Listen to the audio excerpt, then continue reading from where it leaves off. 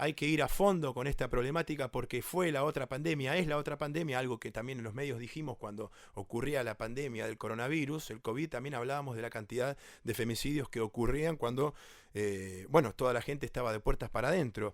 Y ahí conocíamos de nuevo esta problemática, pero ¿qué significa entonces ir a fondo? Tener, entre comillas, tener otra mirada. Para entender esto, justamente vamos a hablar con el protagonista, la persona que dijo Bernie que va a trabajar o está trabajando con el Ministerio de Seguridad bonaerense, que es el psiquiatra forense, es el doctor Enrique de Rosa, reconocido especialista que siempre, bueno, nos ayuda a entender aún más los porqué de los casos criminales, como perito de parte en algunos casos, como consultor, también por estar en los medios de comunicación.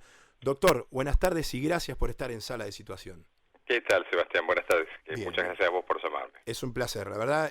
Sabemos que algunas de estas preguntas que vamos a hacer no tienen una respuesta rápida, pero ¿por qué? Porque es un tema de fondo que lleva 1000 horas tal vez analizar un poco, pero queremos tener un panorama. Doctor, ¿qué significa y por qué tener otra mirada en cuanto a la violencia de género? Algunos terminan en, lamentablemente, femicidios. ¿Qué es lo que se venía haciendo mal tal vez y lo que usted propuso y ahora se puede llegar a hacer en adelante? Bueno, en principio, en el modelo del pensamiento, la criminología es una ciencia en sí misma, ¿no? Y la victimología, que en principio fue parte de la criminología, hoy algunos teóricos tienden o tendemos a separarla, pero ambas tienen el concepto de lo científico como la base. ¿Qué significa esto? Que tiene una metodología de estudio, de pensamiento, de procedimiento. Cuando abordamos un tema tan sensible como cualquier situación traumática, ni que hablar como las situaciones traumáticas tienen que ver con el trauma psíquico, me refiero a trauma de violencia, muy frecuentemente se lo toma desde una óptica emocional, empática, y de hecho en el caso concreto de la violencia de género, la inmensa mayoría de asociaciones hablan desde el lugar de la víctima, pero desde una lectura quizás que impide la comprensión total. Y yo invito a la gente que nos está escuchando a que imagine que estamos observando un objeto, un algo, eso es la ciencia, observar algo, y uno siempre lo está mirando desde un lado, indefectiblemente va a tener una visión en dos dimensiones, es decir, va a pensar que eso que ve, esa parte de lo que ve es el todo. La visión científica en general es tomar varios ejes de observación y básicamente estudiarlos, comprobarlos, chequearlos, porque si no uno parte sobre presupuestos falsos. Cuando uno parte sobre presupuestos falsos no puede establecer un diagnóstico. Y acá es la primera cuestión que no se ha hecho en nuestro medio, que es estudiar la violencia como un fenómeno que merece conocerse más en profundidad y entender cómo sucede. Y en particular la violencia de género tiene muchas características que tienen que ver con lo social, que tienen que ver con el cambio de roles, que tienen que ver con cuestiones de cómo ha evolucionado históricamente el país, las sociedades, aspectos psicológicos, por supuesto, aspectos criminológicos. Es decir, cuando uno ve siempre una cosa de un solo lado, no puede establecer un diagnóstico. No pudiendo establecer un diagnóstico, evidentemente no puede establecer una estrategia. Y eso es un poco lo que nosotros venimos a hacer desde el Observatorio para el Estudio de la Violencia, que es un poco la tarea que le propuse y me encomendó el ministro ya en el mes de diciembre del año pasado, que es establecer una instancia de estudio. La propuesta era tomar casos paradigmáticos. ¿Casos paradigmáticos qué significan? Son casos que por la relevancia que toman en algún aspecto, sea social o las características del delito, o aspectos que impactan hasta mediáticamente, tocan y hay que trabajarlos de una manera particular, porque si no, no se puede, sirven mucho para entender cómo pasa. ¿Por qué? Porque estamos en una sociedad que las denuncias por violencia de género son miles, y uno obviamente al no poderlas estudiar termina termina trabajando igual. Claro. Y ver la otra parte sería enfocarse más en el violento, en este caso. Es que no es justamente pasar del lado derecho al izquierdo o izquierdo al derecho, perdón, del objeto observado. es hacer una visión en 360 grados. Claro. Una de las cuestiones sí va a ser, sin duda, ver y ver, bueno, y una de las cosas que vos me das el pie es ver, no es justificar. El pensamiento científico no es valorativo. Y esto es una de las cuestiones. Cuando esto lo conocemos en el área del trauma psíquico.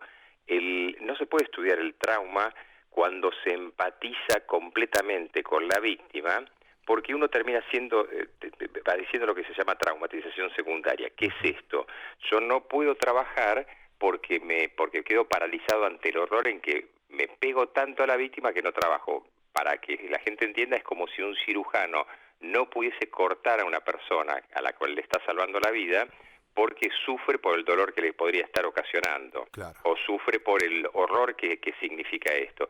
Acá, por ejemplo, es empezar a ver las condiciones sociales en las que se pasó esto, los antecedentes del violento, si fuese un tema de violencia de género concretamente, los antecedentes que puedan tener que ver con otros antecedentes no denunciados, pero también con otro tipo de violencia, que este es un poco lo que hablábamos con vos el otro día, que hay en general, siendo un caso paradigmático, esto no es un invento mío, en Estados Unidos, en Inglaterra, en Francia, creo que en Alemania también, se trabaja hace muchos años, por ejemplo, en una correlación que a la gente le sorprenderá, pero que si lo piensa 2 segundos no es para nada rara, que es la violencia animal con violencia doméstica. Está más que estudiado, por ejemplo, en criminales seriales en Estados Unidos. Bueno, acá fue el caso de Cayetano Santos Godino, el petizo orejudo, sí, que previamente practican, entre comillas, con animales. Es decir, la crueldad animal está muy asociada con otras formas de violencia, lo cual cualquier persona que no diera muchas vueltas diría, y claro, el que puede ser violento con esto también puede ser violento con lo otro, o el maltrato infantil, o el abuso infantil sexual, o la violencia, va a tener que ver con otras formas. ¿Qué es lo que en general ha estado pasando? Se aísla la violencia contra la mujer como si fuese un hecho aislado del contexto y por ende no se entiende. Al no entenderse no se pueden tomar medidas que sean válidas. Claro, y a nosotros los medios nos pasa a veces que tratar de enfocar un poco desde un periodista que es ignorante absolutamente en toda esta temática, y lo digo con total humildad también, porque muchos decimos, bueno, empezamos a hablar de la violencia de género, sin embargo en el periodismo no hay ni siquiera una profundización en esta problemática, y siempre hablamos del botón antipánico, hablamos de todas las medidas de supuesta seguridad que le dan las fuerzas de seguridad o las fiscalías a aquellas víctimas, a aquellas personas que denunciaron, pero no sabemos qué hay antes. Y como dijo usted recién, ver no es justificar, medio que a veces no queremos ni hablar del violento, no queremos analizarlo un poco, tampoco podemos hacerlo nosotros, pero porque ya es como que estamos justificando a ese violento.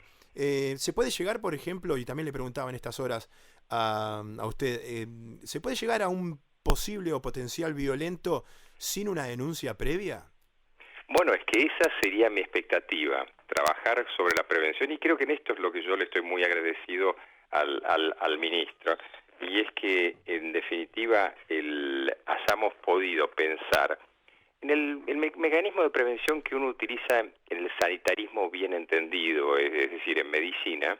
Uno instala, por ejemplo, campañas de vacunas, campañas de prevención, detección temprana en ACV, en infartos. ¿A qué se tiende en todo eso? No es la justicia, las fuerzas de seguridad y las fuerzas judiciales actúan con el hecho consumado. La gente se queja mucho sobre, por ejemplo, bueno, fuimos y no pasó nada. El policía no puede ir ante cualquier hecho y ¿qué hace? Lo encarcela, no puede, no está en su potestad hacer esto, tiene que tener una orden judicial. Entonces, quizás que también la sociedad entienda la mecánica, la haría participar más en, por ejemplo, denunciar preventivamente. A mí me ha tocado, siendo funcionario en el área pericial, judicial, que aparecieran causas que todo el mundo, con lamentablemente abuso sexual infantil seguido de muerte, todo el mundo lo sabía, pero nadie había informado. Entonces, bueno, parte de esto es por ejemplo, los primeros signos de violencia, de un concepto que se ha abandonado, la peligrosidad de un sujeto es importante. Los casos, estoy pensando, Ted Cruz en Estados Unidos, el tirador en Florida, que, bueno, nadie, los vecinos luego dijeron, ¿por qué no denunciamos los docentes? ¿Y por qué yo no denuncié cuando vi ciertas cosas? Bueno, Eso es lo que tenemos que empezar a trabajar y ahí es donde los medios pueden hacer mucho. Vos recordarás, porque salió mucho en Canal 13 y demás, el caso de Adriana Cruz, la mujer esta de San Vicente, Sí. que termina, bueno, esta mujer tenía 17 denuncias judiciales, tenía internaciones psiquiátricas, tenía un montón de cuestiones y evidentemente había algo que no se logró porque, entre otras cosas, la violencia cuando nace de la mujer no es muy tenida en cuenta. Y en una de esas, si uno se saca la idea de la culpa o de la responsabilidad, la violencia emerge y hay que sacarle el contenido, emerge como violencia. Poco importa si es hombre, mujer, hay que no estigmatizarla, sino actuar muy rápidamente. ¿Cómo se hace en este punto para detectar, ¿no? estas denuncias o estos antecedentes de una persona, para luchar también contra las denuncias falsas que entiendo que lamentablemente están en el medio y tal vez embarran un poco la imagen en general de lo que nosotros tenemos como la violencia de género, y entonces hablar de una denuncia falsa es decir, no, entonces no, todos los violentos son violentos y no es tan así? Es algo que tal vez es un palo en la rueda en estos trabajos de fondo que hacen ustedes, ¿no? A ver, por eso el otro día cuando lo hablamos decíamos, hay un gran trabajo de base que yo espero poder continuar. De hecho, yo fundé y presido una asociación de victimología en que la idea es que esto continúe, poco importa la estructura donde pase, en el cual, por ejemplo, esto que estás señalando tiene que poder ser una cosa a trabajar.